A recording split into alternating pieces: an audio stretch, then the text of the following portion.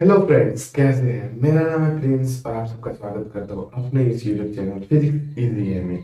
तो जैसे कि आप सबने देखा, मैंने 20-25 दिनों से वीडियोस नहीं डाला। और वीडियो ना डालने का कारण था कि अचानक मेरी माँ गुजर गई। मेरी माँ का निधन हो गया अचानक, हाई प्रेशर की वजह से। प्रेशर स्टॉक हो गया, ठीक है।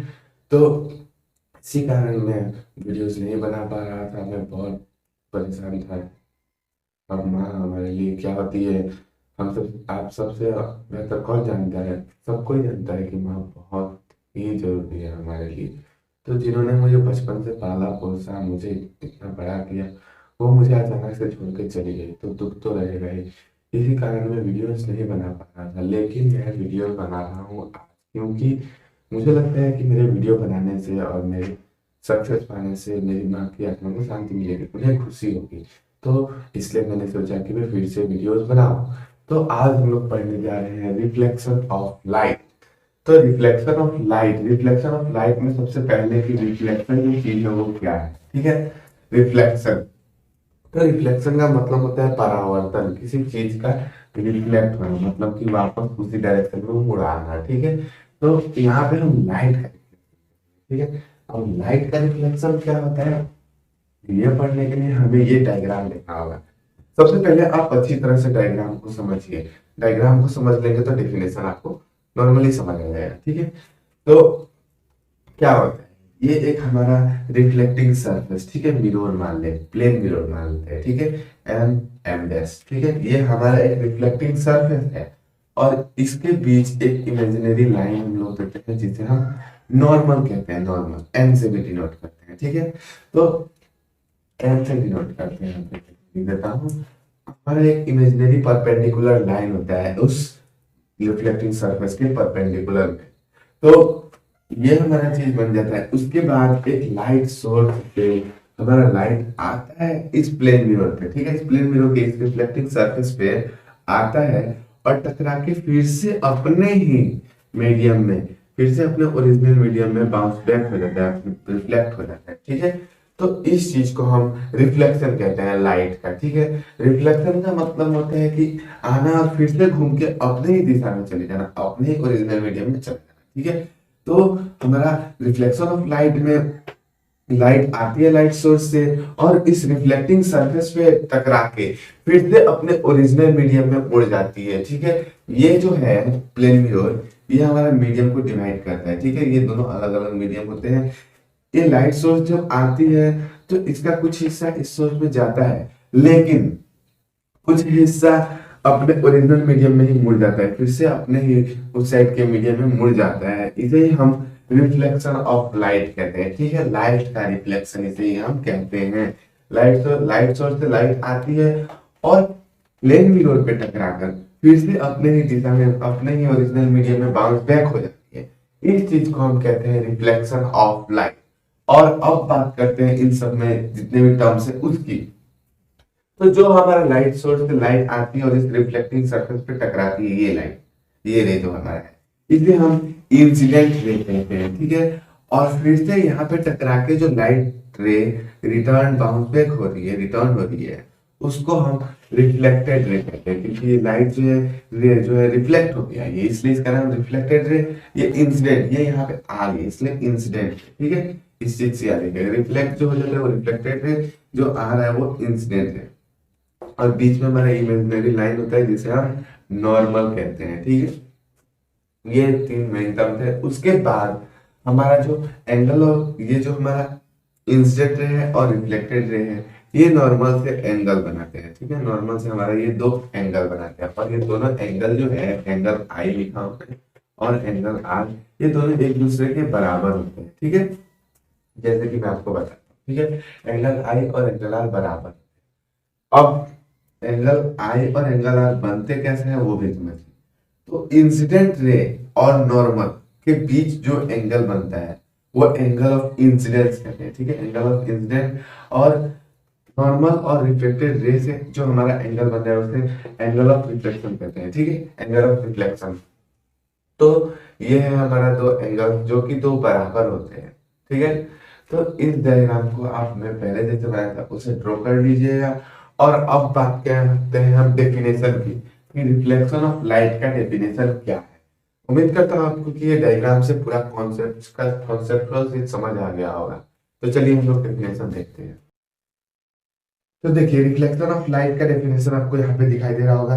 अ phenomenon whereby the rays of light strike a boundary separating one transparent medium from another। देखिए यहाँ पे जो मैं प्लेन मिरर दिया था वो दो मीडियम्स को, एक मीडियम एम और एक मीडियम एम, M1 और एक M2, ये दो मीडियम्स को अलग करता है। ठीक है, यहाँ पे लिखा है strike a boundary separating one medium from another and a part of it returns और bounce back into the original medium. ठीक है, आता है एक रे और उसका कुछ पार्ट फिर से अपने ही मीडियम में रिटर्न बाउंस बैक हो जाता है। ठीक है,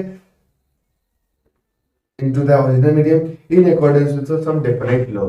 ये कुछ लॉ फॉलो करता है। तो ये इसके बाद हम लोग रिफ्लेक्शन ऑफ लाइट का लॉ जो है, लॉ ऑफ रिफ्लेक्शन, वो भी पढ़ेंगे। लेकिन उससे पहले आप लोग ये डेफिनेशन समझिए कि एक लाइट रे आती है और एक रिफ्लेक्टिंग सरफेस पे, ठीक है, जो कि दो ट्रांसपेरेंट मीडियम्स को अलग करता है। ठीक है, उस पे टकरा के फिर से रिटर्न बाउंस बैक हो जाती है। ठीक है, रिटर्न हो जाती है। इस घटना को हम रिफ्लेक्शन ऑफ लाइट कहते हैं। ठीक है, प्रकाश का परावर्तन कहते हैं। अब बात करते हैं हम लॉज ऑफ रिफ्लेक्शन की। सबसे जरूरी चीज हमारा क्वेश्चन अगर इसमें से आता है तो डेफिनेशन कम, इसका जो लॉ है वो आता है, क्योंकि हमारा जो law of reflection of light का जो फिनोमेनन है, जो घटना है, ये कुछ नियम पे आधारित है। ठीक है, ये कुछ लॉ फॉलो करते हैं, जैसे कि मैंने बताया था एंगल आई और एंगल आर। ठीक है, एंगल आई और एंगल आर हमारा बराबर होते हैं। ठीक है, ये हमारा है फर्स्ट लॉ रिफ्लेक्शन का। और उसके बाद हमारा जो इंसिडेंट रे है आईसी मान लेते हैं। ठीक है, आई आर, ठीक है, आई आर इंसिडेंट रे और रिफ्लेक्टेड रे आर आर और नॉर्मल। ठीक है, ये तीनों हमारा रिफ्लेक्टिंग सरफेस के सेम पॉइंट पे लाई करते हैं, इसलिए ये हमारा सेकंड लॉ है। ठीक है, first law angle I equal to angle R और सेकंड लॉ हमारा है incident ray, reflected ray and normal lie to the same plane. ठीक है, सेम प्लेन पे लाई करते हैं। ठीक है, तो ये दोनों हम जो लॉज है, चलिए अब वो देखते हैं। तो डेफिनेशन आप लोग नोट कर लीजिएगा। चलिए हम लोग देखते हैं लॉज ऑफ रिफ्लेक्शन। तो चलिए अब हम देखते हैं लॉज ऑफ रिफ्लेक्शन। ठीक है, रिफ्लेक्शन के कुछ नियम। तो सबसे पहला हमारा नियम था, मैंने आपको बताया था कि एंगल ऑफ इंसिडेंस जो होता है वो बराबर होता है एंगल ऑफ रिफ्लेक्शन के। जैसे कि हमारा जो प्लेन मिरर पे नॉर्मल से हमारा जो रिफ्लेक्टेड रे और इंसिडेंट रे हमारा जो एंगल बना रही थी, एंगल ऑफ इंसिडेंस। ठीक है, जो इंसिडेंट रे से बनती है। ठीक है, आई और रिफ्लेक्टेड रे से एंगल ऑफ रिफ्लेक्शन, ये हमारा आर से डिनोट करता है। ठीक है, तो हमारा जो एंगल ऑफ इंसिडेंस है वो बराबर होता है एंगल ऑफ रिफ्लेक्शन के। ठीक है, वही the angle of incidence equals the angle of reflection, ये हमारा सबसे पहला लॉ है। ठीक है, ये हमारा सबसे पहला लॉ है।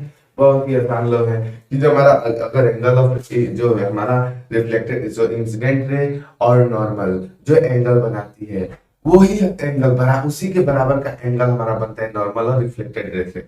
मतलब कि जितने एंगल से ये हमारा लाइट रे आती है उतने ही एंगल से भी रिफ्लेक्ट हो जाती है। अगर ये हमारा 54 डिग्री एंगल पे यहाँ आई थी, इस दोनों के बीच के एंगल, तो ये भी 54 डिग्री से ही उठ के ऐसे वापस आता है। ठीक है, मतलब कि यहाँ पे सारे एंगल बराबर होते हैं, ये दोनों बराबर होते हैं। फिर हमारा ये जो नॉर्मल से बनता है वो भी बराबर होता है। तो यहाँ पे सारे एंगल्स बराबर होते हैं। तो हमारा यहाँ पे, लेकिन इन सबको आपको इग्नोर करने की जरूरी चीज नहीं है। तो हमारा जो एंगल ऑफ इंसिडेंस होता है वो बराबर होता है एंगल ऑफ रिफ्लेक्शन के।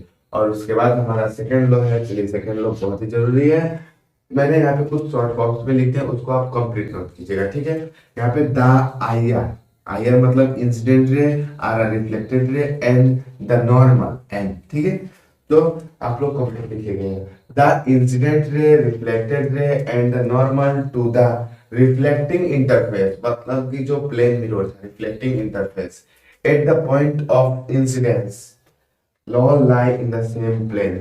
जैसे कि ये हमारा इंसिडेंट रे है आई आर, ये हमारा रिफ्लेक्टेड रे है और ये हमारा नॉर्मल है, ये तीनों हमारा इस प्लेन के सेम पॉइंट पे लाई कर रहे हैं। ठीक है, सेम पॉइंट पे तीनों मिल रहे हैं। ठीक है, यही चीज है हमारा second law. The incident ray, reflected ray and normal to the reflecting interface at the point of incidence. ठीक है, जिस पॉइंट पे हमारा इंसिडेंस हो रहा है, ठीक है, जिस पॉइंट पे हमारा लाइट इंसिडेंट कर रही है, all lie in the same plane, और जिस पे हमारा लाइट इंसिडेंट की उसी पे हमारा सारा जो रेज है, जो नॉर्मल है, वो सारा लाई करते हैं। यही हमारा सेकंड लॉ था। तो ये दो लॉ बहुत ही आसान है। First law, angle I equal to angle R. Second law, incident ray, reflected ray and normal to the reflecting interface. ठीक है, at the point of incidence all lie in the same plane. तो ये law of reflection भी कुछ नहीं था। उम्मीद करता हूँ कि आपको रिफ्लेक्शन के ऊपर जितना भी सारी चीजें हैं वो समझ आ गई होगी। अगर आपको ये वीडियो अच्छा लगा तो वीडियो को लाइक करना, साथ ही साथ अपने इस प्यारे से चैनल को सब्सक्राइब कर बेल आइकन प्रेस कर देना, ताकि मैं जब भी वीडियोस डालूं तो आप सबके पास नोटिफिकेशन जाए। और यहाँ पे मैं क्लास 10 का होल सिलेबस कंप्लीट कराऊंगा। ठीक है, तो अभी के लिए इतना ही, मिलेंगे नेक्स्ट वीडियो में। थैंक यू, धन्यवाद, जय हिंद।